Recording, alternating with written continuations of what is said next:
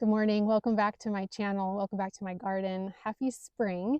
It's been a minute since I've been here on YouTube, mostly because I just totally hibernate during the winter and early spring months here in my garden. I'm in zone 8B in Western Oregon, and it's been super, super wet. So I haven't been out in the garden too much. On the dry days, I do take advantage of it and get as much work done as I can. But this is my first day recording, and I'm excited to be out here because I'm planting in some beautiful spring perennials, and they're ones that are growing beautifully elsewhere in my garden. And so when I was at the garden center the other day, I saw some in bloom and had to pick them up to put them into this new no-dig bed that we made last summer. So I'm going to turn you around and show you the space that I'm looking at, and I'll show you the plants, and we're just going to get them in the ground. So here's the no-dig bed that we put in last, I guess, late summer-ish. And from inside my house, I can obviously see what is beautiful, what is coloring up. Then I obviously see spaces like right in here, right along the front, that I was thinking would really benefit from some beautiful spring color. I love to lean on spring color because this is when I love garden the most. And so here are 3 different perennials that I landed on to put into the garden. This first one here is a Candytuft. I don't know if I have this actual specific variety so far in my garden. I don't think I do because these blooms are so big, and I'll show you in a second here some areas in my garden where I do have this planted, so you can see like how it's doing and why I was so inclined to get another couple plantings of this. It is pretty drought tolerant. I don't really do much to it other than shear it back after it's done blooming to keep its nice little compact form there. And it is evergreen too, which I love. It'll just create this little sweet mat of greenery even after it's done blooming, so it gives a lot of interest throughout the season. Okay, so then we move that one out, and now you have to look at this one. It is so beautiful. This is a thrift, a sea thrift, is often what they're called. You can see there the technical name, Armeria. And this variety, it says that it's a new variety that repeats its bloom time. So it's not actually just a spring bloomer. Let me see if I can get this tag off. Okay, so you can read about that there. It says that it will bloom from spring to fall. So I assume this means I'm probably going to be having to deadhead it, but I think it's worth it to see what this can do. So this one's not evergreen, but it does last. The foliage does last in my gardens for quite a while. So I have 5 of those in here, and I'm not exactly sure where I'm going to put those yet in this space, but we'll find a good spot for those. And then of course, the quite quintessential spring blooming perennial that you see all over, and it always attracts us, is Phlox. So I have this also in several places in my garden, and I'll show you where those are and how they're doing. And though this isn't a terribly long bloomer, I feel like it is worth it because it just adds such a beautiful pop of color early on in the season. And I really love it. It's super low care, and I love that in my garden. So I do have a few other little Candytufts, just quart size in here. It's a different variety than the other one that I have. It's a little bit of a smaller bloom. You can see there, this one just 6 to 8 inches high, and the other one 8 to 10. So not too different as far as that goes, but just the actual size of the blooms on this variety is quite a bit larger. Okay, so we're gonna go see, as we walk past this little standoff with my cat and one of my dogs, we're gonna go see a couple stands of the Candytuft, which is one is right there. You can already see as we're coming around the corner here, well, there's some Phlox that's just coming into bloom. You have this beautiful long drift of it just coming down from the top of the bed, flowing down, just covered in white. It's actually planted next to some Armeria. These ones are just little sweet blooms right in there, but I love this pairing. And again, the Candytuft is very easy to maintain. After it's pretty much done blooming, I'll just come in here with some shears and cut it down pretty far, kind of, pretty far, but you can see there's tons of buds in here that haven't even started opening up yet. So it has a long bloom time, And then once I shear it back, this will just be a sweet carpet of evergreen foliage. Just take a quick walk through to the backyard and I'll show you a couple more stands of the Candytuft. And while we're getting back there, I'll also tell you that another reason that I haven't been out in my garden recently is because my oldest son got married and he got engaged at the end of December and got married just last weekend. So my time has basically been thinking about wedding, planning wedding, anticipating wedding, celebrating wedding. And now that they are on their honeymoon, here I am in my garden thinking about, of course, flowers and gardening. So we're right here now with this beautiful, very, very full planting of Candytuft. Now, again, I don't recall exactly what variety this is of it. I wish I did because this is glorious how completely covered it is in the beautiful white flowers. This is one chunk and then this is actually another here. So that is lovely. And then as I pan up, back here we'll come upon a couple more stands of the Candytuft right there and right here. And then swinging around this way, you can see a few little blocks of the Phlox. This actually, I think, is the same variety that I did grab because it looks quite similar in the coloring. I don't know, again, which varieties these specifically are, but they perform pretty much the same as all the others that I've had. These are a little bit older, so they've spread out quite a bit. Similar to what I was saying about the Candytuft, once those are done blooming, I basically just take my shears, cut it down pretty low, and then they just kind of create a little green mat in the garden, which is fine with me. I don't have to have everything blooming, all season long. It's nice for things to have a little bit of a break. And then I also do have, I'm just remembering, I have a little cluster of Phlox right here. This one still has quite a bit of opening up to do. So yeah, but these are, like I said, some of my most favorite spring blooming perennials, and they do really well for me here in my Oregon garden. And I'm excited to get them in the ground. So I do have a new toy to help me planting. I got an auger for Christmas, which should make planting in some of my tough soil. This area where I'm going to be digging today is not difficult because, like I said, it is a no-dig bed that we put in last summer. So the soil is really nice and easy to work in. But a lot of the other soil in my gardens is full of clay, fairly compacted. I mean, just over time, I don't know. So it's just not the easiest to dig in. But I got an auger from my husband for Christmas. He's been using it a lot in putting in new fencing up in our pasture area. And he's been loving it for that. And I've been loving it for planting. So that should make it pretty simple. Just going to set up the camera, figure out where I'm going to put these plants, and we'll get them in the ground.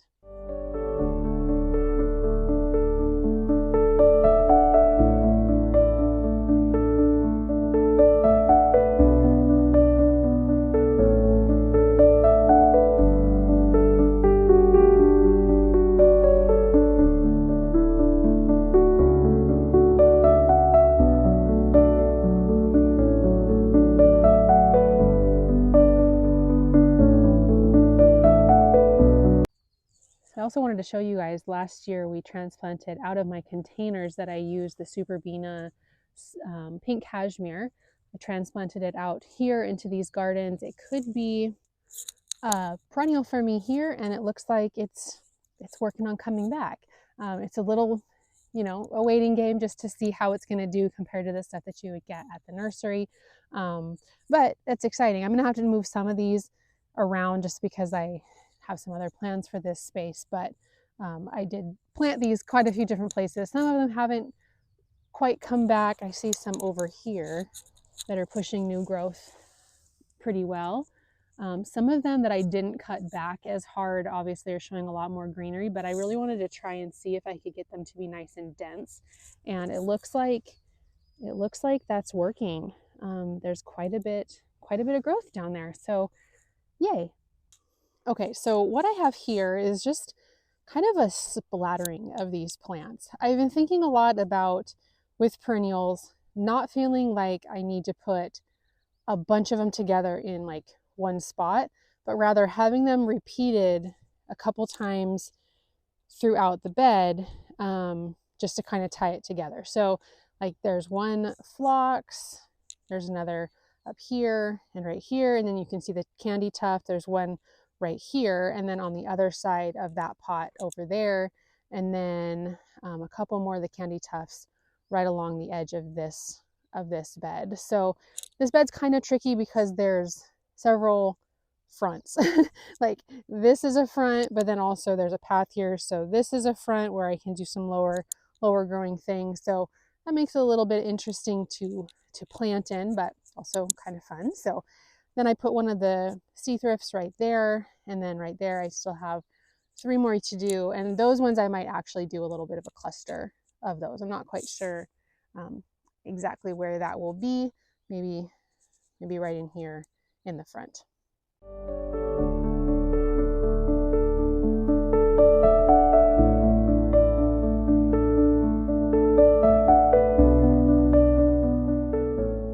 Okay, this is what I settled on, I think. So there's 3 right there, just as soon as I get done saying that I'm not planting big clusters of things. I just think because they just only get like 12 by 12, it says, it can be cute to have just a little cluster of them right there, right in front of the Nepeta.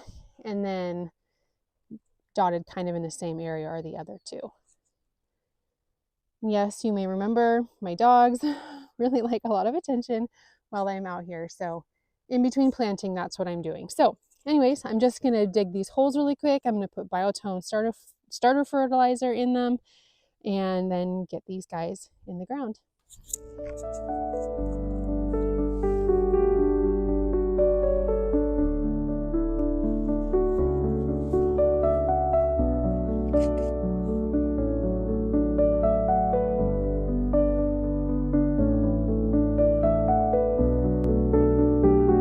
Big old snail on there.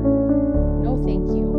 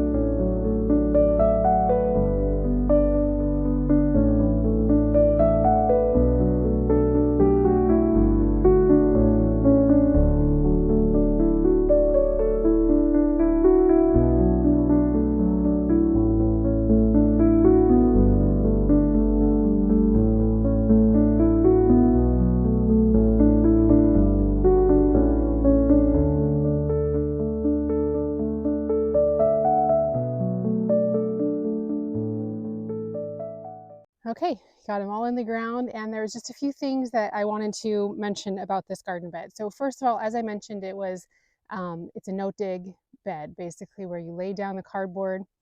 You can see one right over my shoulder that I just started yesterday that I'll be showing you the completion of here pretty soon.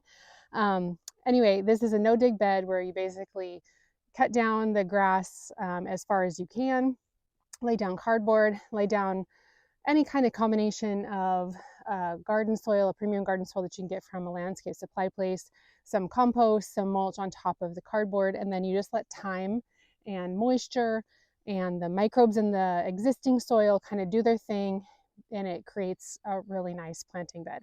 So with that, as this is that, and you can go back and see the whole process of this garden video, or of this garden creation, I guess, from last season. I have all those on my channel as well. But with this being very healthy soil, very happy location, weeds are still inevitable. I mean, even though I covered up all the soil, there's still weeds that maybe made their way through the cardboard, but most of them I think have started by seed. They've landed, they've sprouted. Like I said, the maple leaves or the maple seeds, the little helicopters come down, they land, and they sprout like crazy. Super easy to pull at this point, but there's a lot of them. So I'm kind of feeling like maybe I should look into preen as an option to see if I can help those to not sprout. But I don't know. We'll have to see. But anyway, and then another thing that I did, and I'm going to show you here really quick right here. I don't intend on leaving these here, but just for now, I put in the labels, because what I'm going to do is come back through and take photos of the different plants with their labels that I planted in. Because, well, yes, I could come back and watch these videos and see what I said about the plants. It is much easier for me to organize, categorize in my phone photos of the plants with their tags. I have a special folder of plant tags, in my phone, and that just really helps me to be able to quickly refer back to what I've been planting. So, and then one other thing you may notice on the phlox, they were very happy in their cans. There's a lot of roots. They were pretty root bound, so all I did was got my handy little, let's see if I can show you, handy little garden shears. They're Fiskars brand, and I love them because there's wire cutters. They come apart so they can be a knife, basically, if you need to. And they're not as expensive as my Felcos, so I don't mind cutting into the roots and into the dirt and things like that with them, like I'd rather not do with my Felcos. So these are very handy. I just got these at our local Fred Meyer, and you can probably get them on Amazon too. So those are handy. I'm seeing some kind of crazy sunlight on me here. So I will just quickly show you where things ended up, and yeah, we'll wrap this project up for the day. Okay, so right down here on the corner, like I showed you with the verbena, that looks like it is coming back. There's just a little bitty of the quartz of the Candytuft. And then right here in front is the Armeria. There's the 3 of those. And it'll be interesting to see. I need to remember to come in and deadhead those so I can see if I can get those to rebloom throughout the season. That's backed by a Nepeta, and then there's some echinacea right there, a couple barberries that are sterile varieties, but they are also not invasive here for me in Oregon, so don't hate me for having barberries. This is a candy corn spirea from Proven Winners, and it came out gloriously this spring. The color has been just amazing.